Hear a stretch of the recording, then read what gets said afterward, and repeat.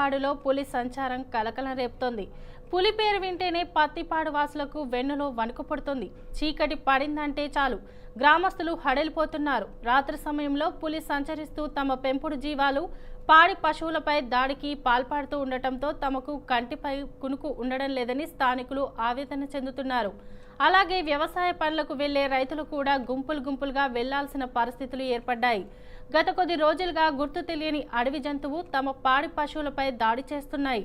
అటవీ శాఖ అధికారులు ఏర్పాటు చేసిన సీసీ కెమెరాల్లో పులి సంచరిస్తున్నట్లు స్పష్టమైంది.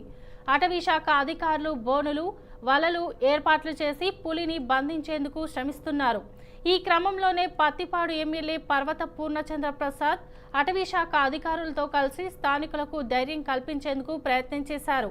పులిని అతి త్వరలో పట్టుకుంటామని, ప్రజలు ఆందోళన చెందవలసిన అవసరం లేదంటూ అధికారులు వివరిస్తున్నారు. ఎత్తైన కొండలు, దట్టంగా చెట్లు ఉండడంతో పులి ఎటువైపు నుంచి సంచరిస్తుందో అంతు చిక్కడం లేదని స్థానిక ప్రజలు చెబుతున్నారు. అటవీ శాఖ అధికారులు మాత్రం స్థానిక పోలీసుల సహకారంతో గస్తీ తిరుగుతూ ప్రజలకు పులి నుండి పూర్తి రక్షణ ఏర్పాట్లు చేస్తామన్నారు. అది వమ్మింగ్ అండి. వమ్మింగ్, పోతులూరు, మయ్యాన్ని ఉన్నామండి. ఇప్పుడు ఇది పులి తిరిగే ప్రాంతం అండి. అది ఆ మెట్టన ఇలాగా ఈ సూరప్ మెట్టకే ఇలా పోతులూరు మెట్ట తిరుగుతుందండి. ఇది ఈ మధ్యలో పాస్టర్లు కూడా వచ్చి పని మానిపించేసేసి తిరగొద్దని చెప్పేసి అంటున్నారండి. మేము ఏది పని లేకపోతుందని చెప్పి భయానికి 15 మంది గుంపుల కింద వచ్చి మేము పని చేసుకొని వెళ్ళిపోతున్నామండి. గత 15 రోజులు బట్టి తిరుగుతుందండి ఇది. పాస్టర్ కూడా ఆడ కూడా చర్యలు బాగానే తీసుకున్నారండి. బోన్లు అవి తెచ్చి వాళ్ళు కూడా టెంట్లు వేసి ఇక్కడే ఉంటున్నారు. ప్రజలకు కావాల్సినవి ఉంటే మంచి చేయాలని చెప్తున్నారు. జాగ్రత్తలు కూడా వెళ్ళొద్దని ఎక్కడికైనా. ఎన్ని రోజులు తిరుగుతుందండి? 15 రోజులు బట్టి ఉంటుందండి. ఫస్ట్ ఒక వారం రోజులు అయితే పులి కాదు, ఏదో మేకమని ఒకలో, ఏదో దెయ్యమని ఒకలో ఎలాగే చెప్పి అనేవాళ్ళండి, వరలు మేకమని చెప్పి.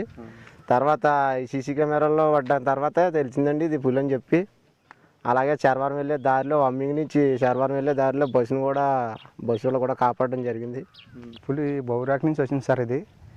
ఇది ఎలాగొచ్చింది అనేది వాళ్ళకు తేలదు. బౌరాకి నుంచి రావాలి సార్. అది అడవి నుంచి అది వస్తుంది సార్. ఇది ఫస్ట్ పోతురుగా రాంబాబు దూడని కొట్టింది సార్. అది మురళి మేకం అనుకున్నాం.